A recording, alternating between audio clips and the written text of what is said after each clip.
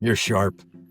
Hey everybody, and welcome to the ALS United Mid-Atlantic Goals Podcast. I'm Tony Heil with ALS United Mid-Atlantic, and if you've listened to our past episodes, you know that with this podcast, we like to share various perspectives of what it's like to be impacted by ALS. Some of these episodes have included people living with ALS. Some have included our researchers and doctors. Some include our staff, like our nurses and social workers.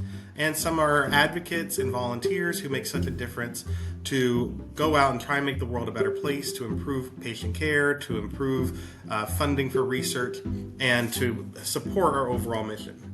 Today, I'm really excited to talk to my friend Gary Goldstein. Gary has been an advocate with ALS United Mid Atlantic for over a decade now, and we are recognizing him this year with our 2025 Flame of Hope Award for ALS Advocacy for all of his efforts in Washington, D.C., and here in Pennsylvania. Gary's going to tell a story about his wife's battle with ALS and what that was like, both in terms of their diagnosis and the support they received and the motivation it created to support others with ALS, the friends we've made along the way, and how his efforts are making a difference to hopefully inspire others to be advocates as well. Gary, thanks so much for talking today on our podcast. Thank you. Thanks for inviting me. You know that this is a topic that's very near and dear to my heart. So any chance I get to share knowledge and information about ALS is always a good thing. So Yeah, you were I really appreciate that. I think that for the people who are strong advocates like you are, or on our staff or board, it's not something you just come to lightly as something just to do to, spend your day. It's something that's really very important to you and you want to make a difference. right. You were talking about Paula's diagnosis, and I guess that's as good a spot as any to start. And that goes back to 2010 when she got diagnosed.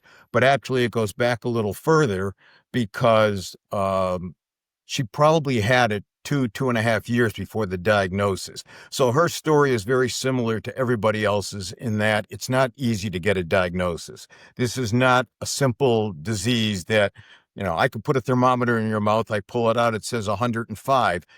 I'm pretty safe in saying you're running a fever. There's no black and white test for ALS. And then to compound that problem, she had at the same time a herniated disc in her back, in her upper back. So we go see an orthopedist. They'd say, these symptoms are synonymous with something ortho, but we think you need to see a neurologist. We'd go see a neurologist and they'd say, well, these symptoms are something that's neurological, but we think you need to see an orthopedist.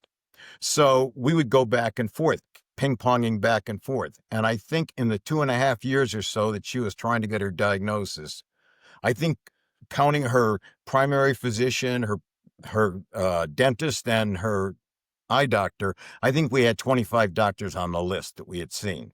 So our story is no different there than other people's.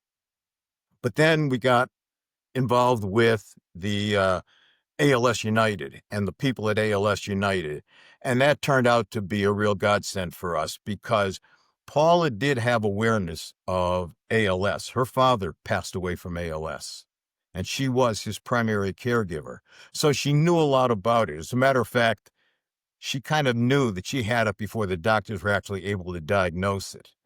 And that was a long struggle till we finally got the diagnosis, but we got tremendous support from the clinic. We got tremendous support from the people in your office. It's been a great experience, which is what brought me into wanting to return the favor and volunteer with ALS United. I met Paula early when I started here because I started here in 2011, met her and you in 2012 probably. And when I learned about her story and your story, a lot of it was doctors not believing her symptoms sometimes. And it's a struggle often, especially for women who they know what's going on with their body and a lot of doctors not trusting that. And like you said, she cared for her father with ALS, so she knew could be something familial. So you've seen firsthand what it's like to navigate some of those issues in the healthcare system and believing patients and their pains. I'll be careful how I relate this story, but she was seeing a urologist, a neurologist before she was diagnosed. And he contends she didn't have it while he was seeing her. As a matter of fact, she went to see our general practitioner, and Paula asked, "Did you get the report from Dr. So and so?" And he said, "Yeah, I did, but I haven't had a chance to read it." So he opens it there in the office and he starts reading it. And it starts off like any report from a doctor. The patient is exhibiting these symptoms, blah, blah, blah. Then he goes to the next paragraph and he said, "This patient is just nuts. She keeps thinking she has ALS and she absolutely doesn't." And then it went downhill from there. How does a doctor write that? Mhm. And if you talk to him today, he will tell you point blank, she didn't have it while she was seeing me. And her diagnosis came just months after that visit. So, And I think when I talk with our doctors now, years later, the doctors here at ALS United Mid Atlantic and the nurses, they make such a point about being compassionate from early on and being good listeners and trusting what the patients and their caregivers are telling them. Sometimes it's different. Sometimes the patient will exhibit a symptom and they don't say anything, but the caregiver will, or vice versa. They'll say something. But uh, your story really hits home to our neurologists about the importance of listening above all else. yeah, it was unfortunate that we had to go through that. But one of the things that really helped us is we actually went to a chiropractor, not a chiropractor, orthopedist. And I obviously he's going to stay in his lane. He's not going to talk about or try to diagnose a neurological issue. But he kind of sensed that it was, and I think he sensed it was ALS, and he pushed us in the direction of finding doctors down at that time, Pennsylvania Hospital, and strongly encouraged us to go there. So, you do find good doctors. I'm not putting them all down, but the neurologist that we were seeing wasn't really receptive to what was going on. Right. Of course, there's always a better option somewhere, and it's a good fit. And I'm glad that you got better care in the end. Now, you started being involved in our advocacy efforts after Paula passed away, but you also Yes. met people with ALS before that. Because I remember she had her chili cook-off fundraiser, which was really fun. That was one of my favorite events because I like having chili, and that's where is that where you met Steve and Charlotte Potter? Yes. Friends of ours hosted a chili for Paula because they ran it in the winter time. So it was chili for Hmm. Paula. And it was just that. It was a chili cook-off, basically. And we raised money for ALS United. And it turns out that Charlotte and Steve live about a mile and a half, 2 miles from us. And they saw the announcement for this event and they said, "Here's an event in our backyard. We have to go to it." And they came the first year. And I think we ended up running it 4 years. And unfortunately, or fortunately, however you want to look at it, Charlotte won the contest every year. So nobody could seem to beat Charlotte. So Paula had passed away, and for various reasons, we retired the event. But I think we retired it because Charlotte kept winning it. It took the competition out of it. But yeah, that's where I first met Charlotte and Steve Potter. Now, Steve recently passed away from ALS, and sadly, Charlotte also recently passed away from another matter. They were very involved with us, and they were particularly involved with advocacy. Were they part of the inspiration for you to be involved in advocacy, and they talked about it, or did you find out through us as a way to get involved? I think I found out through you. I don't think I knew at that time that just how involved Steve and Charlotte were, but I would go both to Washington and to Harrisburg to advocate. So did they. So, and we would always go in the same circles because we would meet with the same representatives. It was always set up that you'd meet people, your local representative, as well as maybe others, but you always sent us to see our local representative. And Charlotte and Steve and I all shared the same local representative. So we traveled together all the time when we were in Washington or Harrisburg. So, had you ever done any advocacy before ALS? Had you met with members of Congress or legislators to talk about other kinds of issues and advocate for them? No, I I'm not a politically motivated person, so meeting with legislators was not something that was important to me. I'm still not sure that I'm in the advocacy because I'm politically motivated. I'm into advocacy because I'm definitely ALS motivated. And there's so much more that they need to do for the patients with ALS. That's what drives me. Well, you've been doing it for 10 years now, more than 10 years, and we've had a lot of successes. We've passed the Act for ALS, we've passed millions of Yes. dollars in funding through the Department of the VA. We have passed other bills to support care and caregiving. So The, there's the, been a S- lot of success through your work. the SSDI Hmm. issue where it takes from when you apply, when you go off on I'm sorry, when you quit working because of ALS, you can qualify for Social Security Disability Insurance, SSDI. It takes 6 months before they'll start with the payments. 6 months may be a lifetime for a patient with ALS. It also could be a very expensive disease. They need funding right away. We were able to get an exception to the SSDI ruling through our advocacy. So there's another positive. Hmm. Let me tell you another story quickly. This happened last year when we went to Harrisburg to advocate. We went in to meet with one of the legislators in Harrisburg, and we sit down. And before we got a chance to explain why we were there or what it was we were looking for, he thanked us for being there. And we kind of looked at him. Okay, why do you say that? He said, we have a lot of organizations that get funding from us. There's a lot of line items that we don't always know who they are or what they're using it for. And especially if you're a new legislator, you may not even be aware of what this group is or who they are or whether they still need the money, but it's just grandfathered in. We continue to support it. He said, you take the time, you ALS people, take the time to come here and sit down and talk with us. Explain to us why you need the money. Explain to us what you do with the money. We know it's obviously being handled well. And just hearing that story said, we were doing the right thing by being there. You have to be there in person and make your asks in person. It just means so much more. It does mean a lot. And I feel like it's not just the end result of passing funding and legislation that's important, but it's about empowering the people who've been impacted by ALS. That's a win in and of itself too, because you can feel so powerless with this disease. I'm sure you know very well. And to have an activity where you know you can make an impact, that's a Yes, victory in itself. yes, very much so. Agree So with you. you have met many advocates along the way. You talked about certain people like and not trying to exclude anyone, but like Lisa Walker and Laura Sawyer and Paul and Eileen Miller. And what's it like meeting these people along the way that have their own ALS story that are coming to advocacy days with you? It's mixed emotions because part of it is very emotional. Yeah, I, it'll be 12 years next week that I lost Paula, yeah, and not a day goes by that I don't think about her. Here it is, I'm having trouble talking about it now.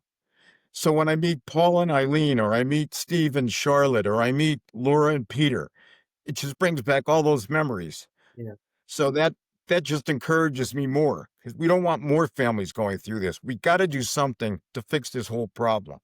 So that's really part of the emotion, part of the motivation to keep doing this is we don't want more Peter Sawyers and Paul Millers and Paula Goldsteins. We got to end this. And that's what drives me. Yeah, I really appreciate that, and it means so much to see the love you can have for someone in your family and extending that to others. My mom has MS, and I would love for better treatments for her, but I also want that for everyone else who's impacted by MS. So when I see victories for MS funding or new research, it's like even if that's not going to help my mom because she's had it for so long and her age might not impact her, I still care about the next person with MS or ALS or other diseases that I know about. It's one of the good things about when we go to Washington, we have a different agenda than when we go and talk to the legislators in Harrisburg. When we go to Washington, we're not necessarily asking for for us, for ALS, fund us or fund ALS. We're really asking them to fund neurodegenerative diseases and support the NIH, support the Department of Defense on their research that they're doing for neurodegenerative diseases. So they're looking at a cure for Parkinson's. They're looking at a cure for Alzheimer's, for ALS. And you never know from where the cure is going to come or where the advancements are going to come. So you're right. Even though you're working with ALS, your mom's got MS, all these things are interrelated. They're all kind of kissing cousins. And any support that you can give towards advocating is a good thing.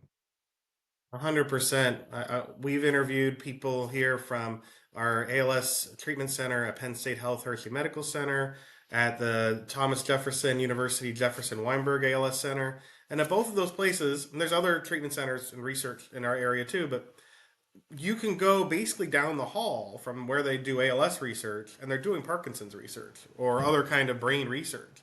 It's not like Right. you have to go another mile away. It's in the same hallway. Right.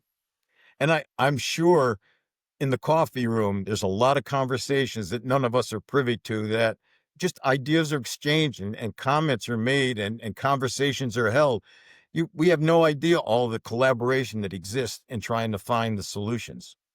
Yeah, and I we're looking at more of our work here at ALS United Mid Atlantic, and now that we are expanding some of our portfolio, how we can better collaborate with other disease groups, interest groups. You've been involved with home care advocacy. It doesn't have to be us on our own. Right, right. How many health fairs do we go to and attend that we have an information table set up and we're there with other diseases, whether it be a heart association or diabetes or whatever. We just we all have to work together. It's all got to be collaborative. Yeah, 100%.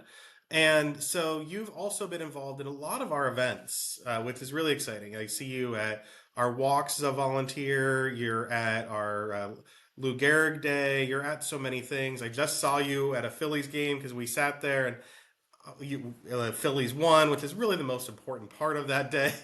I have to say, as this airs, I've been to four Phillies games this year and they've won all four. So just putting that out there into the world for future victories that they may have. But you've been to a lot of events. Are there any favorite events you have or favorite experiences at those? Oh, uh, yeah, they're all somewhat favorable, but I guess the walks are really emotional for me and Mm-hmm. very encouraging. I get there and I help set up, and I like meeting with the various walk teams and hearing their stories and who their connection is to ALS. Um, I'll tell you another quick story.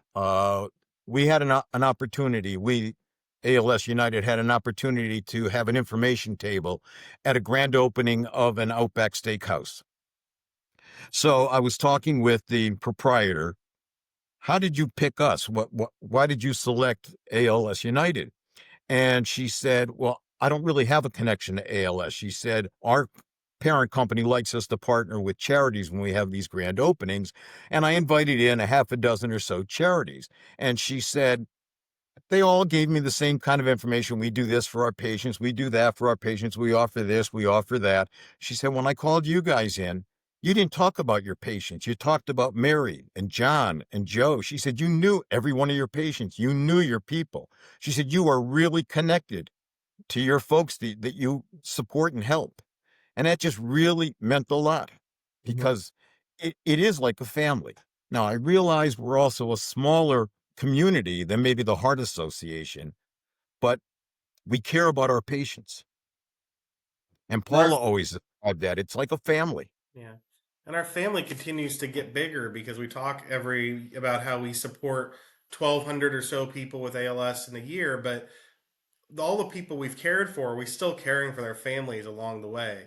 We're still caring and supporting you. We're still caring and supporting families like the Delaney family and many others who the person with ALS may have passed away, but we're still here for them. You've advocated with the Phelan family with uh, Carolina and Zach, and I know you've seen them in Washington D.C. and that was Right. many years ago that Tom Phelan passed away. So you can see our family doesn't stay small; it grows over time.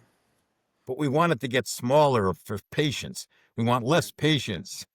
But no, you're absolutely right. And it what's the expression that goes around with the greatest group of people you never want to meet? Yeah.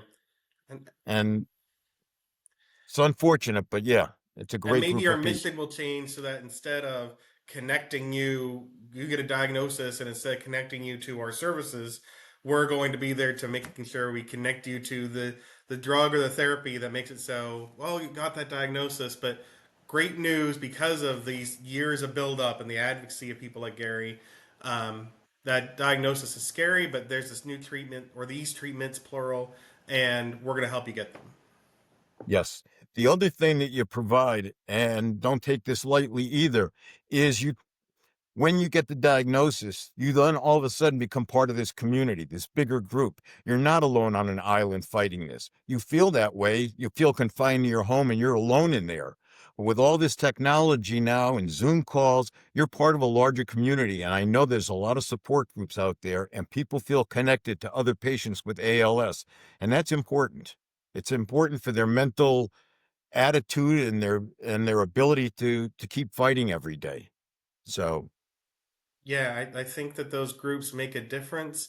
And you've also helped to build that community as part of our visiting volunteer program, which is run by our nurse, Gail Hausman. A lot of people would be surprised that this program even exists because it's not something that's typical in other nonprofits. So, can you go just say from your experience why the visiting volunteer program is such a big deal? well, first off, let me try to define what the visiting volunteer program is, and I won't do it justice, so I apologize to Gail. But it pairs a patient with ALS with a volunteer who's there to support them, do whatever. There's no defined what does a visiting volunteer do or what does a visiting volunteer look like. That's not defined. There are certain parameters of things that they don't want us doing with patients. They don't want us giving them injections. They don't want us dealing with their meds. But anything we could do to help support the patient and the patient's family is what a volunteer does. Secondly, you don't need to be a caregiver, a former caregiver. You don't need to have any experience with ALS. There's a couple of caregivers or visiting volunteers that are former nurses that are now retired and have the time, and they do it. So I think I've had 6 or 7 people that Gail has paired me up with. And she spends a lot of time ahead of time trying to make sure that the person she pairs you with, you're going to hit it off. Your personalities are similar, your likes are similar. And I've had a lot of successes with the people she's paired me with. And with every one of them that I've had, I do something differently. Some need just transportation and I take them to doctor's appointments. Others just want the company and then we sit and we talk about the Phillies and what their bullpen needs to do. Others, there was one family, they wanted to try and keep normalcy for their son. I took him to his piano lessons. I mean, whatever the family needs, we go out and we support the family and help them be able to live their life as normally as they do and not impact the entire family because of the disease. It really reminds me of when my grandfather had ALS, and I was in my early 20s or mid 20s, I guess. And um, when I was living in the area, because it was before I moved to the Philadelphia area, uh, I would go over there once a week and watch pro wrestling with him and hang out, or I would play other games and do stuff. And my grandmother would go play bingo, or she would go visit some friends and play cards.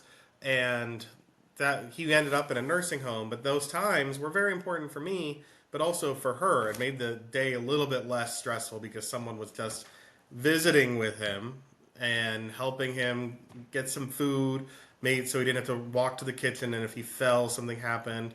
And you can't really put a price tag on that. No, and you bring up a very good point. Uh, it was important for your grandmother because it gave her a chance for some me time to get out and do something other than being taking care of your grandfather. I mean, obviously that was her most important mission and what she wanted to be doing, but she needs some time where somebody else has taken that load off of her.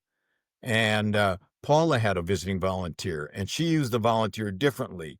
But that was one problem that we had. I I didn't leave Paula enough that I got enough me time. And Mhm. that was my choice, my decision. So not some families want that, some families need that, other families they don't. They want to be there full time. And you just have to know how to handle all that. Yeah, But and that's that's I was going to say that's where the ALS staff comes in handy because they know, they understand, they lived through this and they know how to treat each family the right way. which means not just treating the patient a certain way with dignity and compassion, but also the spouse and caregiver.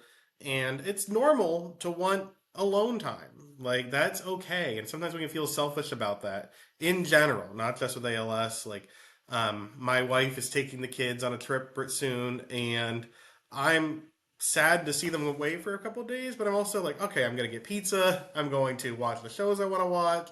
I'm going to play the video games I want to play. Like that's okay. It's not mean. Like I'm sure there are things that she wants to do and no one else is in the house as well. You need to recharge your own batteries. There's the 10 commandments of caregiving. I don't remember what all 10 of them are. I just know the very first one, and that is you got to take care of yourself first, because if you don't take care of yourself, you're of no help to the person you're giving care to. Mhm. But how many of us actually follow that? But that's like the number one commandment. We have to have some downtime and some me time. That's Yeah. important. But one thing that's also important, I don't want to forget to talk about here, is that you've established a named fund to honor Paula. When I walk into our office, I walk past our plaque of named funds, and I see your face, Paula's face, amongst many others who've chosen to support us and leave a legacy. What's that mean to you to have a fund that establishes her name forever, so that it'll be linked with so many other people who are supporting others with ALS? First off, I'm sorry that you have to see my face every day you walk in the office, but thank you for that. Um, I established the name fund on the fifth anniversary of Paula's passing.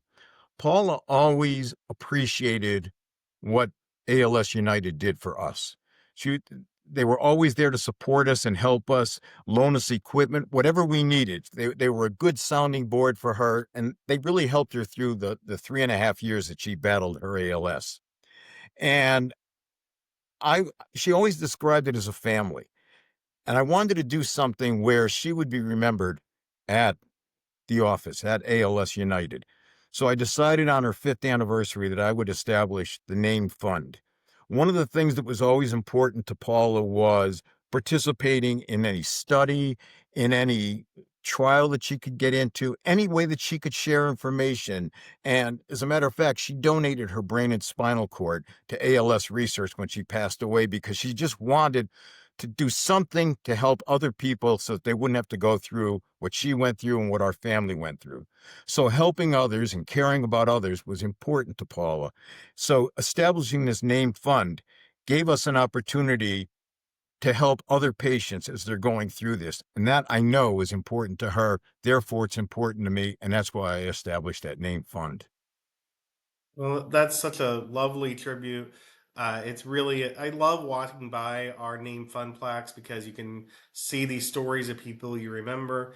A lot of the people on our name fun plaque you know, and I have pictures of you with them in one way or another. So there's names where I would say their first name and you would know them, like Rhoda or Carol and things of that nature.